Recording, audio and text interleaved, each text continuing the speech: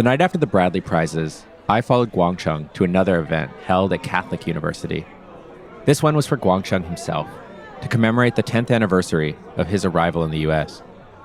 Bradley had been big-budget national politics, and in that setting, Guangcheng addressed himself to a crowd that only knew him from television and the brief introductory clip that played before his speech. But at Catholic, which has been Guangcheng's institutional home for nearly a decade, almost everyone in the room was a friend, a confidant, or a supporter of Guangcheng and his family. Many speeches were given that night. Guangcheng's wife, Yuan Jing, spoke. So did the venerated democracy activist, Yangyang Cheng, as well as Guangcheng's immigration lawyer, who had just led him through the process of becoming a U.S. citizen.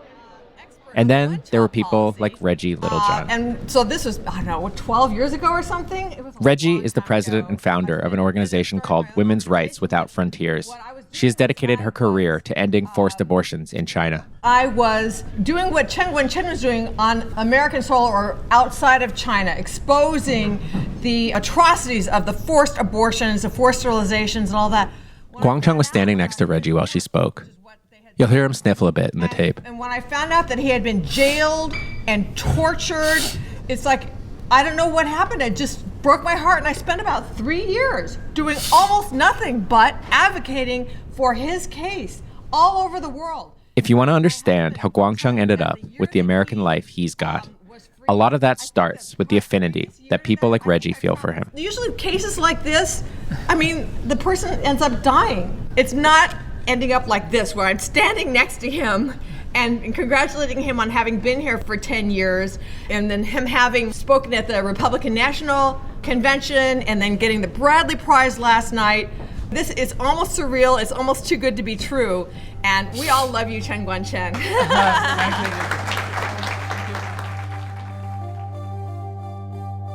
Guangcheng risked his life to expose the brutality of forced abortions and sterilizations in his community.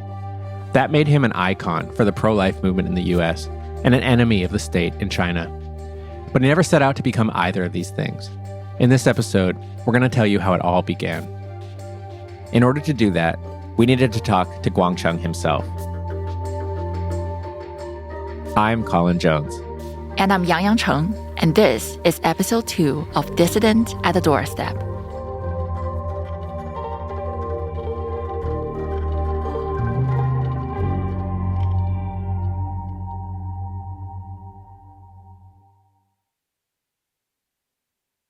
Yangyang and I ended up back at Catholic University a few months later.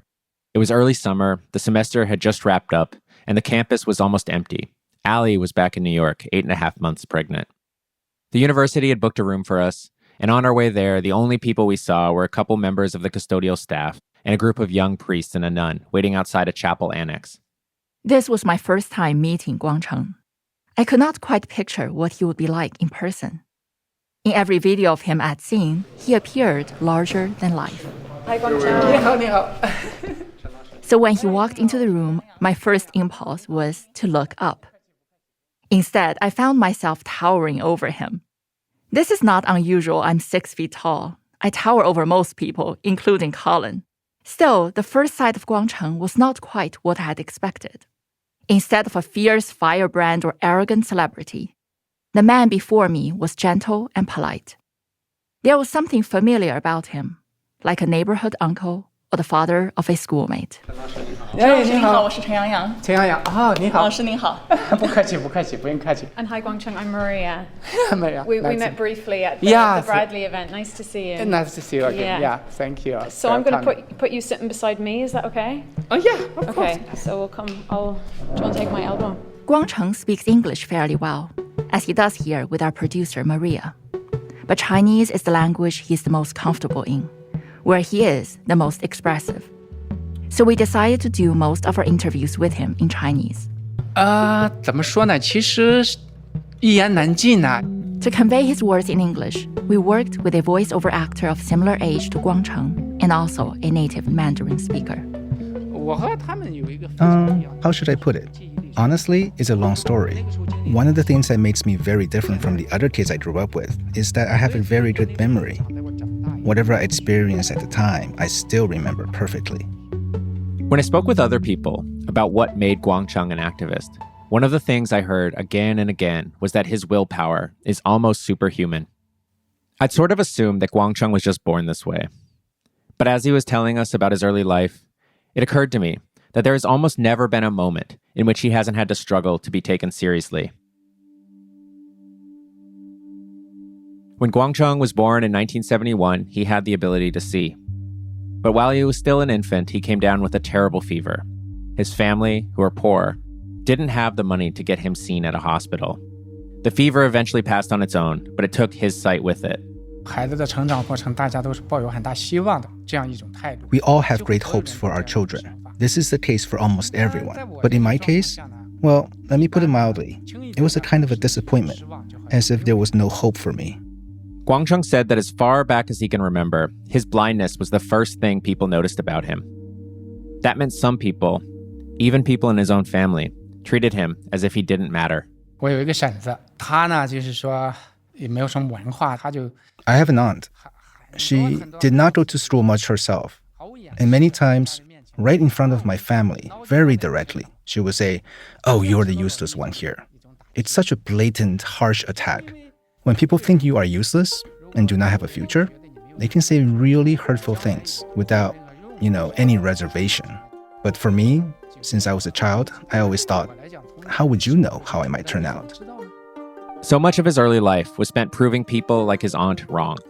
He told us about the adults in his village, a place called Dong Shigu. When they told him not to swim in the local river, he just swam out deeper. He wasn't allowed to attend the local school, which didn't have the resources to teach blind children. So Guangcheng turned himself into a ferocious autodidact, taking in lessons from everything and everyone around him. He was obsessed with machinery. He would spend hours taking apart and putting back together bicycles and anything else he could get his hands on. I'd heard that at one point, he built himself a makeshift gun that fired sand and rocks. Decades later, he could still recount in meticulous detail how it all worked. We used 3 match heads, or 5 match heads, as the igniter in the back of the metal frame, and the rubber band as a spring. With the tension of the rubber band, the ground tip of the wire would strike the match heads and explode. The gun freaked out a lot of people in the village. You can imagine, a blind child barred from school, strutting around with his homemade contraption of pipes and gunpowder. Throughout our interview with Guangcheng, I noticed that he tended to see his own actions taking place on a grand scale. This was evident in the story he told about the first time he attended school, which for Guangcheng wasn't until just before he turned 18. That year, he enrolled in a new school for the blind in the nearby county of Lingyi. The teachers were nice, and he learned Braille, which meant he could finally read on his own without relying on sighted people. But the living conditions were poor, even by the standards of the time. There was often no running water, and bathing was a luxury for the students. He complained about it to the school administrators. Guangcheng thought his grievances were justified. But instead of fixing the problems, the school retaliated against him for pointing them out. No matter what the issue was, once you stood up and protested, it became complicated. It was no longer about having access to hot water or getting undercooked buns at the canteen. It was about you speaking up against the school and no longer being a good, obedient student. Then he summed up the story with a line of poetry by Mao Zedong. 所以人间正道是沧桑，说真话、做真事，其实代价是非常惨重的。 As the saying goes, the just course of the world is constantly in flux. Even oceans can recede and become fertile land. For telling the truth and doing the right thing, the price you pay is indeed very heavy. It might seem odd that a freedom fighter would borrow words from a tyrant. But Guangcheng is only a few years younger than my parents. For Chinese people of his generation, Mao's words are part of the language they grew up with and are absorbed into their own vocabulary. For Guangcheng, a dispute with school administrators was part of a cosmic struggle for justice. Mao's words were a perfect fit. Listening to Guangcheng tell his story, it becomes clear that his life has been a series of clashes with this authority or that authority. But he really wasn't out there picking fights. All these conflicts come down to his insistence that he be treated fairly and with respect. And that's also how he started on his path as a legal activist. In the 1980s and 90s, China was passing reams of new laws as it built up its modern legal system. In 1990, one of those new laws was on the protection of disabled persons. Guangcheng's father read about it in the newspaper. Among other things, this law exempted people who were unable to work because of their disability from paying annual taxes. This included blind people. This was a big deal for Guangcheng's family. They already had a hard time paying for his school expenses. But on top of that, the 90s were a time when the tax burdens for China's rural population were being pushed to the limit as local officials squeezed farmers to raise revenue. China's new disability law should have saved Guangcheng's family a lot of money. But the following year, village officials still came by and demanded that they pay the taxes for him. Guangcheng went to the village offices to argue that this was a mistake. 我就开始拿着这部法律去找他们，首先找村书记。 I started taking copies of the law to them. First, I went to the village party secretary. He took a glance at the statute and did not even bother reading it. He said, "We cannot solve this problem. We are still waiting on instructions from higher up." So I went to the township government, and they said, the law has just been issued. We are still getting ready, so we have nothing for you. Guangcheng had thought that he had an easy case because the law was on his side. But he learned that day how China's legal system actually worked. When there are conflicting incentives, protecting individual rights often gives way to preserving financial interests. In these cases, laws are little more than words on paper. Local officials feel little need to enforce them. I can picture my family in a similar situation. They would have swallowed the bitterness and accepted it as fate. But Guangcheng was not one to acquiesce. After being turned away by village officials, Guangcheng spent the next 6 years trying to force them to follow the law. The way that worked in China was through a formal petitioning system. In theory, any citizen can directly petition the government to complain about being mistreated and to ask the government to do something about it. In practice, it's mostly a waste of time. Guangcheng worked his way up the hierarchy of regional offices, eventually ending up in Beijing to petition the central government.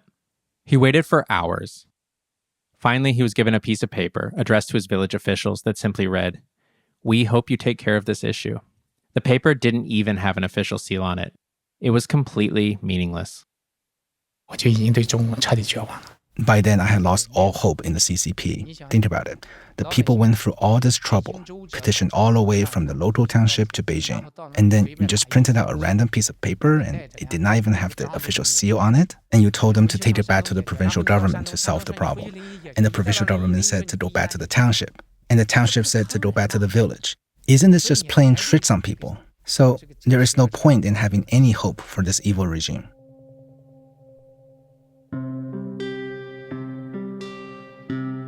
For Guangcheng, this was a breaking point. Up until now, he had been hoping the government would recognize the justice of his cause. But the government barely recognized his existence. That was about to change. That's after the break.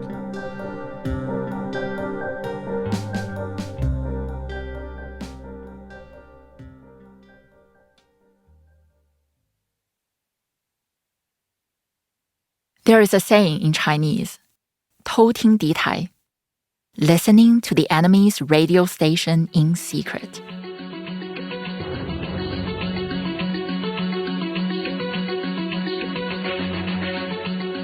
In the late 1990s, Guangcheng was a regular listener of a show called China Labor Bulletin. It aired on Radio Free Asia, a channel funded by the US government. It was broadcast into the mainland from Hong Kong. The host was a labor activist named Han Dongfang.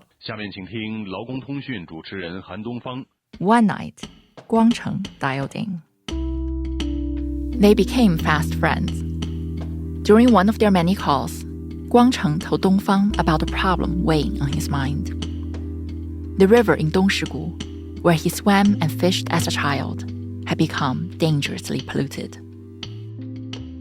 就像酱油那个颜色一样，气味非常的大。 It was like the color of soy sauce. and the smell was very strong, like the smell of sodium hydroxide. If you use that liquid to wash your hands and feet, you would get rashes.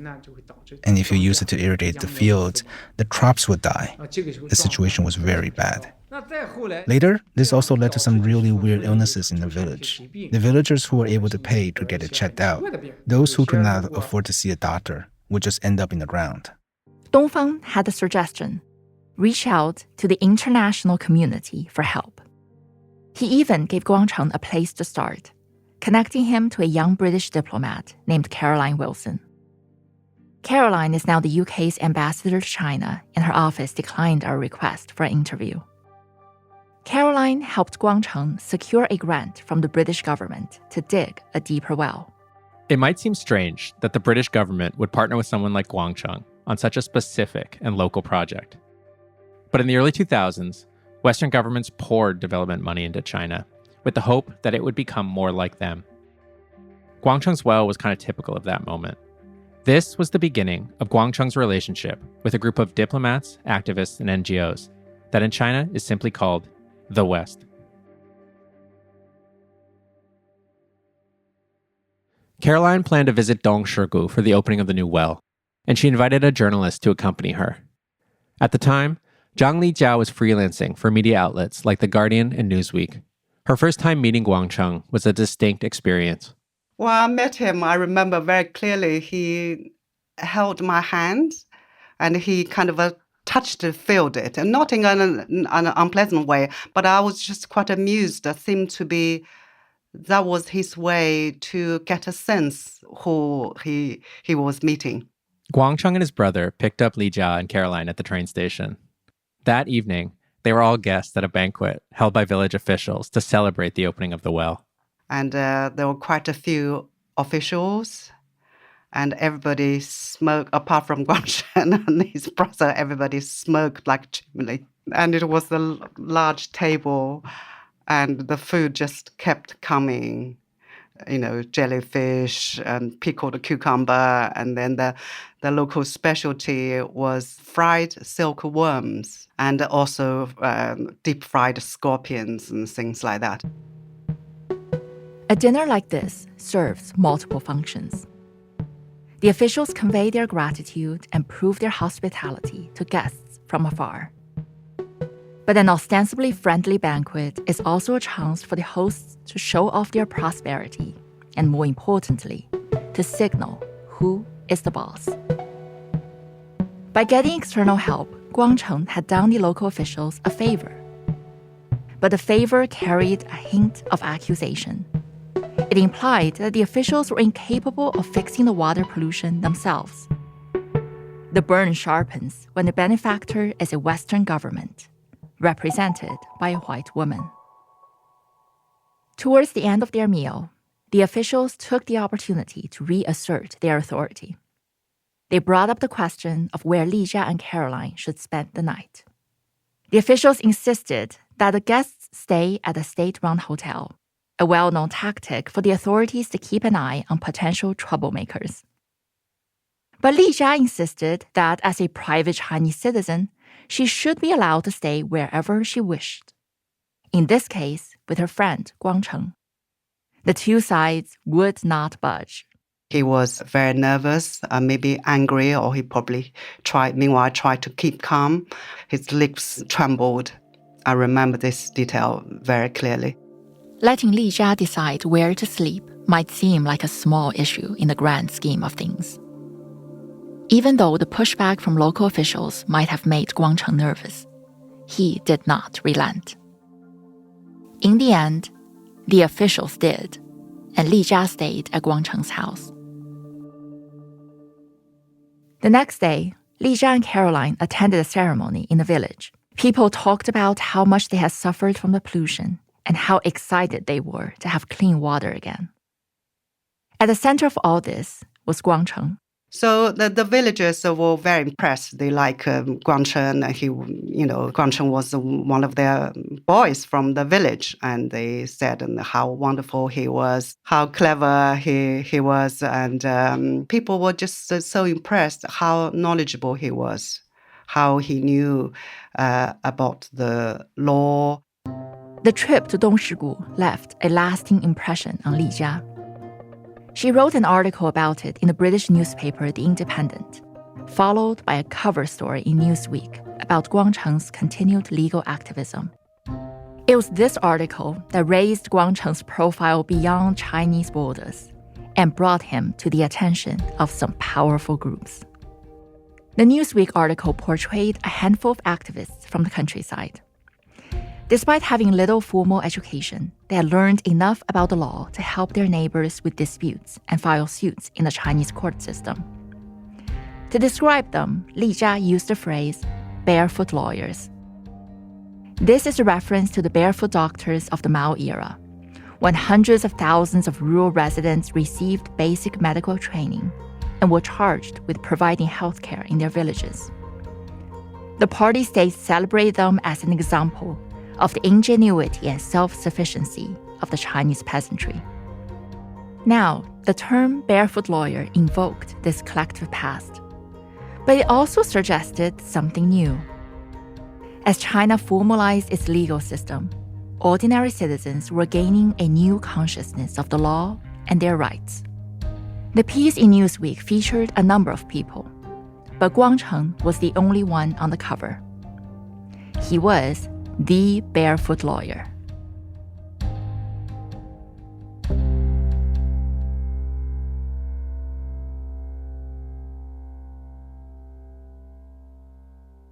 I'm going to read something.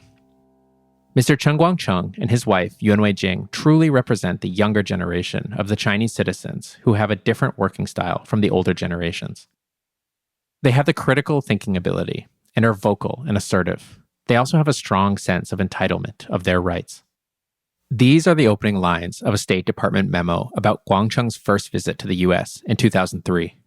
That year, he was invited to participate in a program intended to deepen ties between US experts and foreign individuals the US government identified as emerging leaders. He made the trip with his wife, Yangyang. They had married just a few months earlier after meeting through another Colin radio show and falling in love. Guangcheng and Weijing met with disability rights advocates and an official from the National Federation of the Blind. But the most important meeting of the visit was with a China law expert named Jerry Cohen. The State Department, whenever they had visitors from China, would call me and ask would I meet with them. And they called one day and said, could I meet this guy? He's a barefoot lawyer. I didn't know anything about him. And he shows up in my office at the council with his wife. Well, I was very impressed. It is hard to overstate how important Jerry has been to the study of Chinese law in the US, or really to China studies in general. He was one of the earliest Americans to visit China after Richard Nixon rekindled diplomatic relations. And he's taught multiple generations of leaders, here and abroad, including one of the former presidents of Taiwan. The way Guangcheng remembers it, Jerry initially did not want to meet with him. At the time, I was a nobody. He said he didn't have the time for me, but the State Department insisted that he should meet with me, and that I wouldn't let him down. So he scheduled a meeting. The more we talked, the more interested he became, and we went way past the scheduled time. I told him stories from China.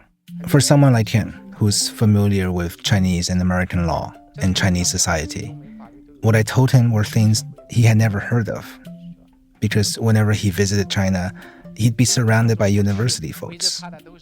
It was very difficult for him to know about the social structure, about what life is like in the villages, for the vast majority of Chinese people. So he was very interested in what I had to say. After that, we kept in touch. Later, when he came to Beijing, we also met in person. The more we talked, the deeper our bond became, even though we're from different generations. I always imagined that for Jerry, this encounter must have felt revelatory. Because by then, he had spent almost 40 years studying Chinese law, and he really thought that the rule of law could make China more democratic. Then one day, in walks Guangcheng, a blind man from the countryside the State Department had brought over. And despite coming from a completely different social world than the one Jerry knew, Guangcheng seemed to share Jerry's vision. And he was picked because he looked like he was then a favorite of the Chinese government in a way, because he'd had favorable publicity. Newsweek International had 8 pages and photographs of Chen, people's lawyer, never studied law, but the rural area needs help. And here China has spawned this Barefoot lawyer, analog to the Barefoot doctors Chairman Mao had made famous. And I thought, this guy could well be a leader of China someday. When Jerry says that, he doesn't just mean any leader. He means the leader. A major reason that Professor Jerry Cohen and the US government were both so enthusiastic about Guangcheng was because the Chinese government was during this time as well. Power is fragmented within the Chinese bureaucracy. The central government had been trying for years to increase its oversight of local authorities. In the new era of legal reform, one way to potentially achieve that was to pass lots of new laws. Yet, at the local level, the new laws were scantily enforced and often ignored. And that is where Guangcheng came in. By demanding that his municipality follow the laws as they were written, he was adding pressure from below for local officials to follow the commands from above. Cast in a certain light, he was proof that the Chinese people and Beijing were on the same page. 因为央视啊、北京电视台啊等等都做了报道。 Actually, because of all the positive news coverage of our work on China Central Television, Beijing TV, etc., the Lingyi municipal government had no choice but to put me under a positive light. They celebrated me as one of the city's top 10 news figures. But this alignment was narrow and fragile. Soon, Guangcheng would use the law in a way that would threaten this delicate balance. No amount of fame could protect him then. That's coming up after this break.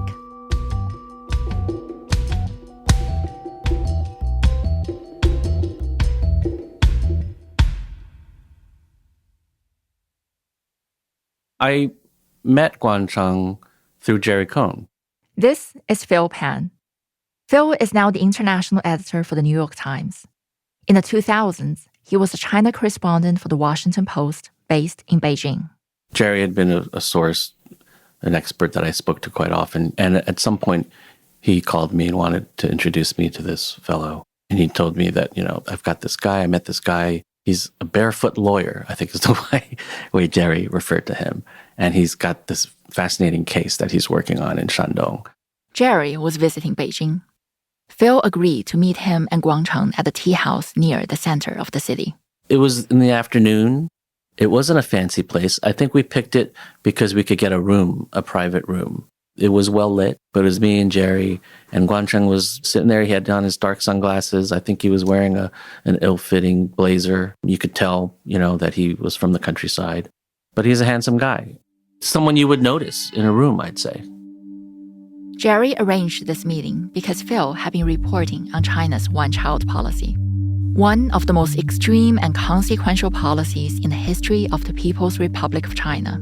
It was also the subject of Guangcheng's latest case, the one that would define his career. Written into the Chinese Constitution in 1982, the one-child policy placed severe restrictions on reproduction.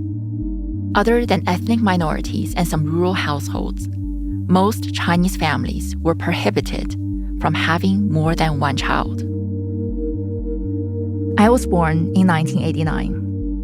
Like many daughters conceived under the one-child policy, I've often wondered if my existence denied my family the son they would have preferred. The punishments for having more children were harsh. Some households could afford the hefty fines or bribe their way out. Others lost their jobs, had to move across provinces, or give their kids away. And then there were the nightmare scenarios of forced late-term abortions, sterilizations, and infanticide. The government officially ended the one-child policy in 2016. But already, by the early 2000s, officials at the Family Planning Commission were eager to convince Phil and other Western journalists that the situation was improving.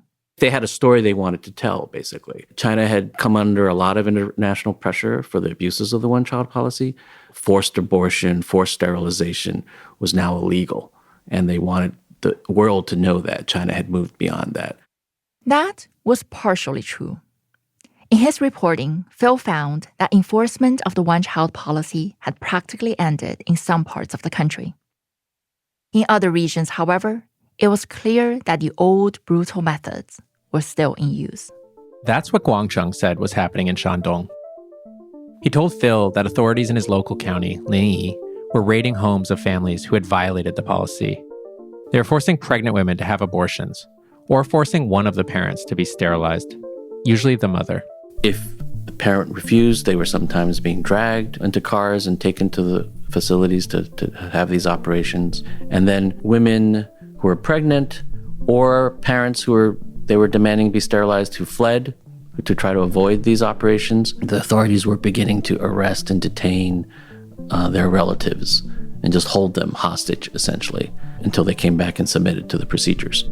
That latter part, about kidnapping relatives, it's what made Guangcheng's story newsworthy.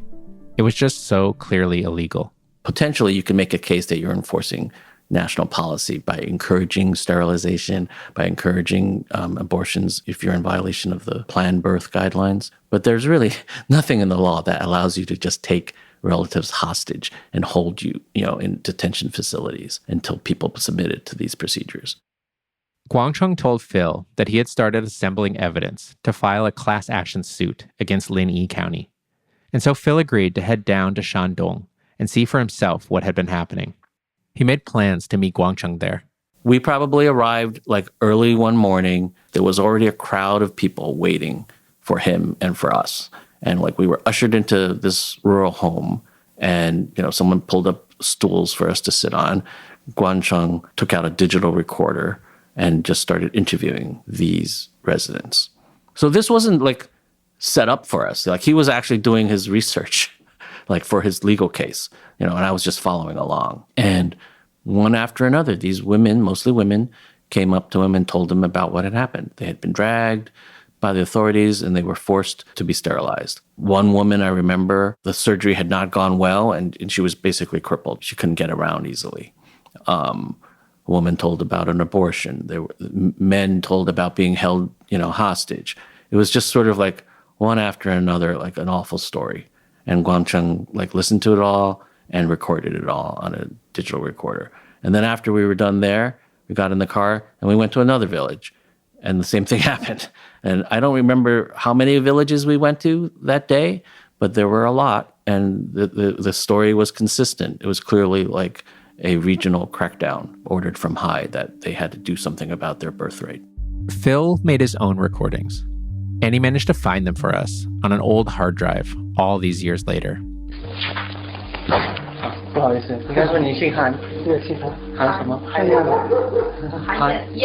In these recordings, you can hear him speak with men and women who are desperate to share their stories. Guangcheng sometimes chimes in to help guide their testimonies. Since most are speaking a regional dialect or have very thick accents, Phil brought along Jinling, a researcher and translator who worked for the Washington Post and had grown up in Shandong.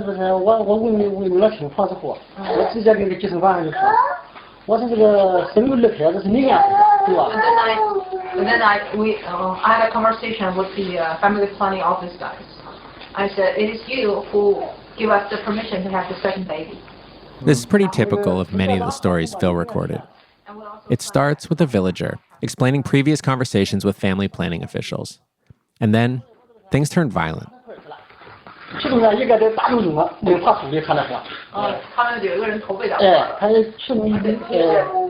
7 people came to because they was standing on that yard, and we have so many people, the yard is very small, that's why, the distance between people are very close.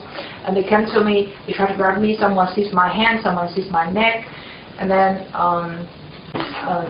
we had a fight. Someone seized my neck, and then we had a fight, she says.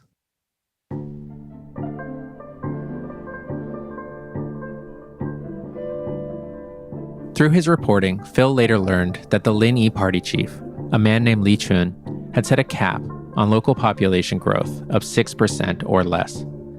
Li had also told officials that the peasants were too uneducated to be swayed by the law alone, and so they should ensure compliance by any means necessary. Foreign journalists were not the only people Guangcheng reached out to about his case in Linyi. Resourceful as ever, he was also recruiting domestic allies. One of them was a lawyer named Teng Biao. We met, and then he told us what's happening in Linyi, Shandong province, that so many villagers and people were arbitrarily detained and tortured. Like Guangcheng, Teng Biao was also a legal activist, although one with a very different pedigree. He holds a PhD in law from Peking University, the Harvard of China. Since the early 2000s, in addition to his day job as a law professor, he had been running a legal clinic in Beijing that took on a number of sensitive cases involving the government.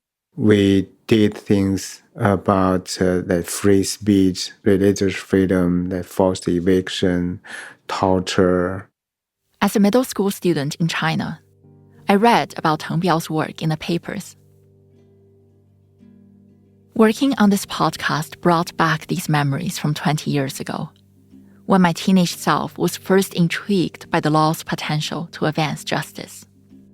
Then, as we were close to wrapping up the series, a story exploded in the overseas Chinese community. A journalist from Taiwan has accused Teng Biao of sexual assault. In a public statement, Teng Biao describes the events differently, but he admits to wrongdoing. We'll talk more about that later in the series.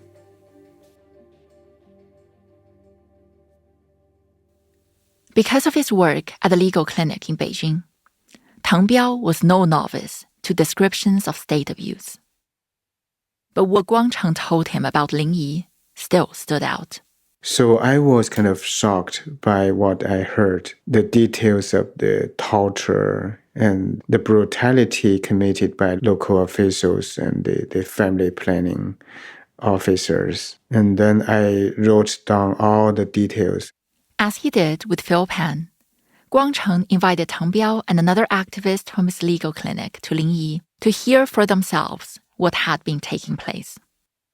During that trip, Guangcheng says they noticed there were people keeping an eye on them. One day I was with Teng Biao and Yushan, and we were traveling from one place to another doing interviews. Before we got off the train, we saw the town mayor, the police, and their car already waiting for us.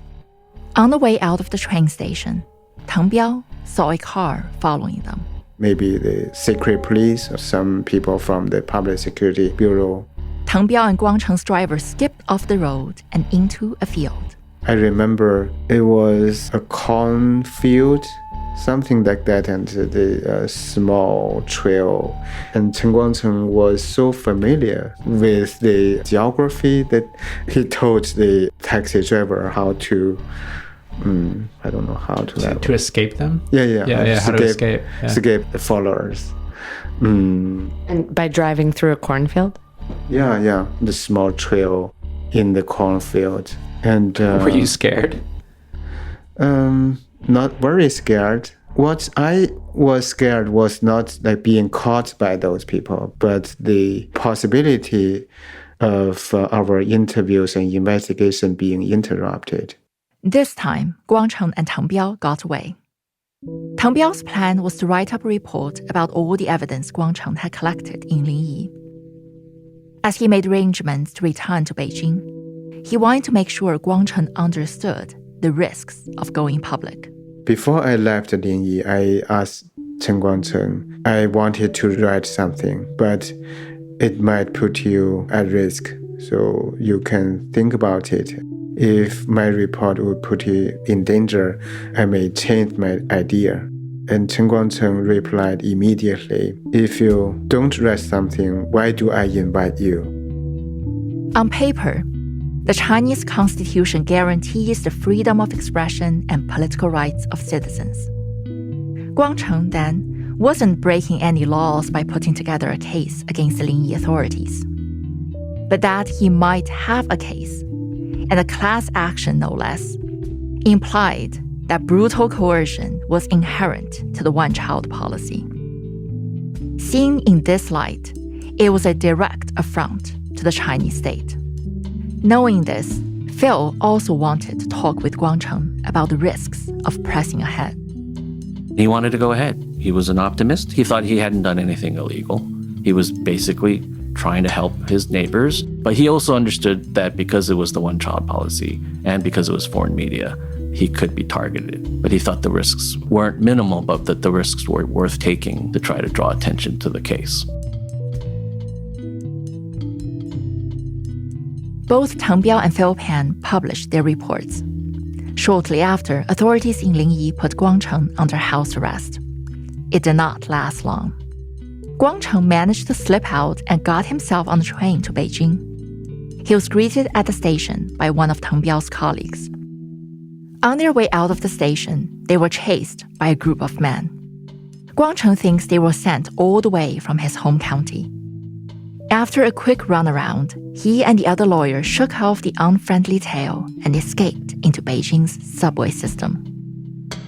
And he called me, and we met at a dinner with a whole bunch of these lawyers. It was like a celebration. Phil was concerned after hearing about Guangcheng's many close calls with the authorities. But around the banquet table, Guangcheng and the rest of the lawyers laughed about the experience. There was no sense that they were going to back down. Guangcheng did not seem intimidated at all and did not seem interested at all in the idea that, like, I think we've done enough. We've had all this international attention. They're really angry. Let's just lay low, which is what some people would do, I think. But no, he wanted to press ahead, and he had this table full of other lawyers who wanted to do so as well. Phil was pretty familiar with this sentiment. Besides Guangcheng, he had followed around a number of legal activists in China, and he had seen firsthand the unshakable faith they had in their cause. I mean, it's almost crazy to say it out loud, right? They wanted the political system to be more democratic. They wanted it to be more open and to be more responsive, and therefore more efficient in their minds, more effective. Looking back at it now, like, it almost seems naive for me to have thought as a correspondent that they could succeed.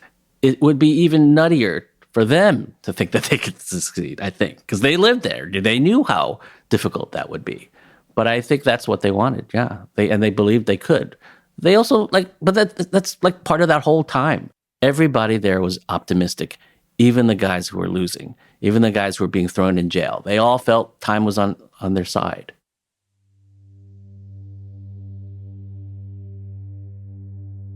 A few days later, I believe, I got a phone call from a number I didn't recognize. And it was one of these lawyers was calling, and there was panic in his voice. And he said, "You've got to come right away." I don't remember his exact words, but basically he was saying that people were taking Guangcheng away. Phil was across town, but he rushed over to the address the lawyer gave him. When he got there, he found a large crowd of people surrounding a car. Phil pushed in closer and asked what was going on. They said, look in the car. And I looked in the car, and in the back seat, there were these two big guys. And I said to the people, there's just two guys there. What are you talking about? And they said, no, look closer. So I went up to the car, and I had to basically put my hands on the window and peer in. And I could see Guangcheng was on the floor of the rear seating area, and these two guys were holding him down. And I could hear him shouting for help. And this crowd that had surrounded the car, these weren't lawyers.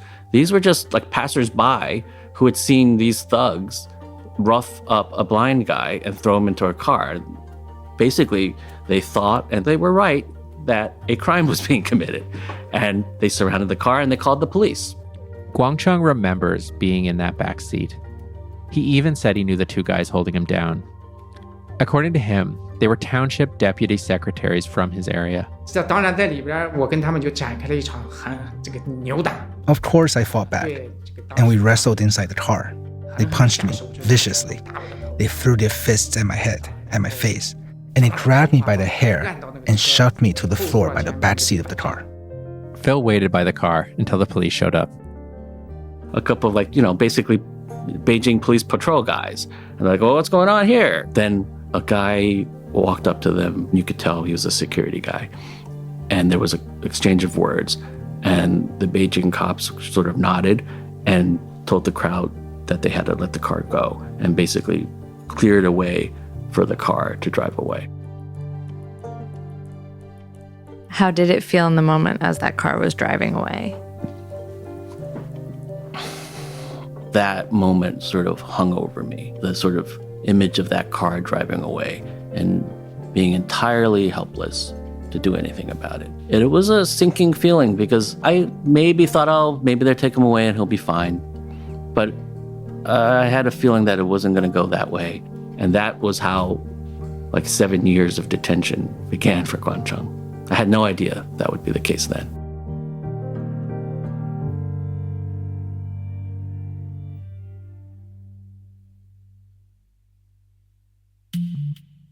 Dissident at the Doorstep is an original podcast from Crooked Media.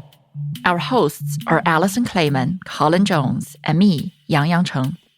From Crooked Media, our executive producers are Tommy Vitor, Sarah Geismer, and Katie Long, with special thanks to Mary Knopf and Alison Falzetta. Our senior producers are Maria Byrne and Meg Kramer. Maura Walls is our story editor. Our producer is Wu Dan-yen. Our associate producers are Bowen Wang and Sydney Rapp. Translation by Valerie C. with additional translations by me, Yangyang Cheng, and Richard Ye. Voiceovers by Richard Ye. Our fact checker is Tamika Adams. Sound design and mixing by Hannes Brown. Original score by Ilan Isakov. And our podcast art is by Zhang Li. And special thanks this episode to Jared Nepper and Phil Pan.